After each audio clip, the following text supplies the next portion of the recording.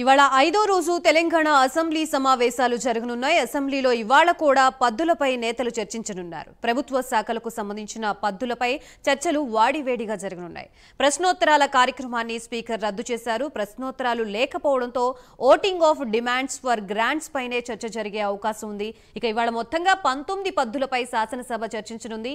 ఆర్థిక నిర్వహణ, ఆర్థిక ప్రణాళిక, విద్యుత్ demands, municipal administration and urban డెవలప్మెంట్లపై చర్చ జరగనుంది.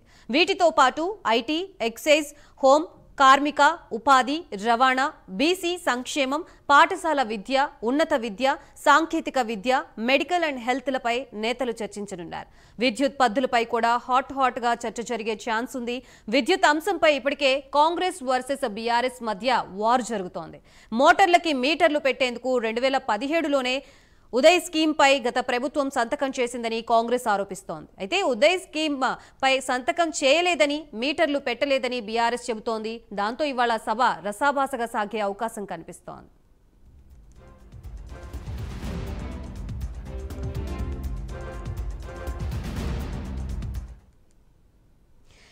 రైట్, ఇవాళ 5వ రోజు తెలంగాణ అసెంబ్లీ సమావేశాలు జరగనున్నాయి. దీనికి సంబంధించి పూర్తి అప్డేట్స్ ఇవ్వడానికి మా ప్రతినిధి చందు సిద్ధంగా ఉన్నారు. చందు, చెప్పండి, ఈ రోజు అసెంబ్లీ సమావేశాల్లో ఏ అంశాలపై చర్చ జరిగే అవకాశం ఉంది? దీనికి సంబంధించిన అప్డేట్ ఏంటి?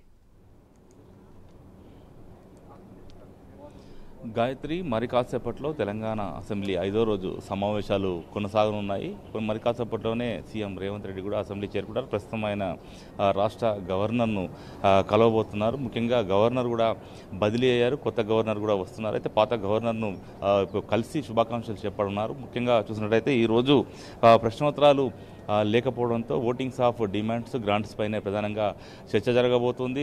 ప్రశ్నలకు సంబంధించినటువంటి ఆన్సర్లన్నీ కూడా ఇప్పుడే సర్క్యులేటర్ ద్వారా వాళ్ళకి ఎవరైతే సభ్యులు ప్రశ్నలు అడిగారో వాళ్ళకి పంపించారు. ముఖ్యంగా చూసినట్టయితే ఇలా 19 పద్దులపై సుదీర్ఘంగా చర్చ జరిగే అవకాశం కనిపిస్తుంది. ఈరోజు అర్ధరాత్రి వరకు కూడా అసెంబ్లీ సమావేశాలు కొనసాగే అవకాశం అయితే మనకు ప్రస్తుతం కనిపిస్తూ ఉంది. ప్రధానంగా ఆర్థిక నిర్వహణ, ఆర్థిక ప్రణాళిక, విద్యుత్ డిమాండ్స్ పైన చర్చ గట్టిగా జరగబోతుంది. ప్రధానంగా మున్సిపల్ అడ్మినిస్ట్రేషన్, అర్బన్ డెవలప్మెంట్ పై కూడా చర్చ జరుగుతుంది.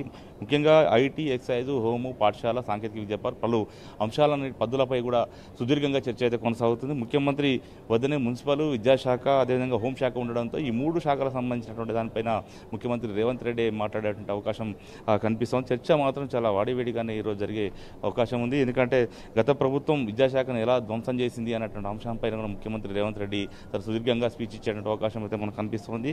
మరోవైపు విద్యుత్ పద్దుపై మాత్రం చాలా హాట్గా అసెంబ్లీలో చర్చ జరిగే అవకాశం మనకు కనిపిస్తుంది. ఎందుకంటే మోటార్లకు మీటర్లు అనే అంశంపై 2017లోనే ఉదయ్ స్కీమ్లో రాష్ట్ర ప్రభుత్వం చేరింది. అందుకు సంబంధించి అప్పుడు ఉన్నటువంటి అధికారులంతా కూడా సంతకాలు చేశారన్నటువంటి విషయాన్ని రాష్ట్ర ప్రభుత్వం మొన్న అసెంబ్లీలో బయట పెట్టింది. ఈ నేపథ్యంలో దాని అటాక్గా బీఆర్ఎస్ ఉదయ్ స్కీమ్పై తమ ప్రభుత్వం ఎలాంటి సంతకాలు పెట్టలేదంటూ కూడా అటు హరీష్ రావు కూడా చెప్పినప్పటికీ ఆ అంశంపైనే వాడివేడిగా చర్చ జరిగింది. ఈ రోజు కూడా ఖచ్చితంగా విద్యుత్ సంబంధించిన అంశంపై, విద్యుత్ మొత్తం విధానాలపైనే ప్రధానంగా పెద్ద ఎత్తున ఇటు అధికార పార్టీ, ప్రతిపక్ష బీఆర్ఎస్ మధ్య కూడా వాడివేడిగా చర్చ జరిగేటువంటి అవకాశం మనకు కనిపిస్తుంది. ఇప్పటికే ఏదైతే ముఖ్యమంత్రి అబద్ధాలు మాట్లాడుతున్నాడో, సభను తప్పుదో పట్టిస్తున్నాడంటూ కూడా బీఆర్ఎస్ నేతలు అటు అసెంబ్లీలోనూ మాట్లాడారు. అదేవిధంగా బయట కూడా ప్రెస్ మీట్ పెట్టి మరీ మాట్లాడుతున్నటువంటి పరిస్థితి కనిపిస్తుంది. ఈ నేపథ్యంలో ఈరోజు విద్యుత్ అంశంపైనే చాలా రసాభాసగా మారేటువంటి అవకాశం అయితే మనకు కనిపిస్తూ ఉంది. ఎందుకంటే గతంలోనే కేసీఆర్ అసెంబ్లీ సాక్షిగా మోటార్లకు మీటర్లు పెట్టమని చెప్పి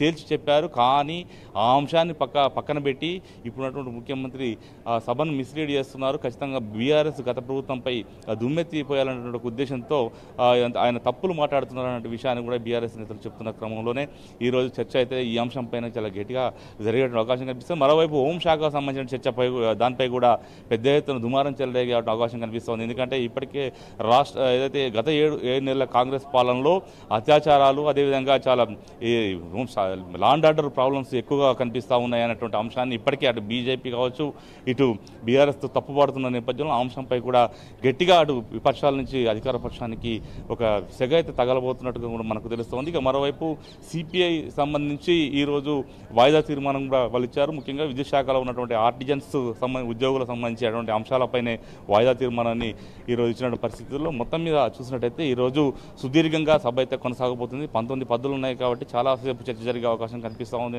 ఒక్కొక్క పద్దు పైన దాదాపు 2 నుంచి 3 గంటలు 2 గంటల పాటు చర్చ కొనసాగే అవకాశం ఉన్న నేపథ్యంలో చాలా సుదీర్ఘంగా ఈరోజు పద్ధతులన్నీ కంప్లీట్ చేయాలని కూడా రాష్ట్ర ప్రభుత్వం భావిస్తున్న నేపథ్యంలో చర్చ మాత్రం అర్ధరాత్రి వరకు కొనసాగే అవకాశం కనిపిస్తుంది. గాయత్రి.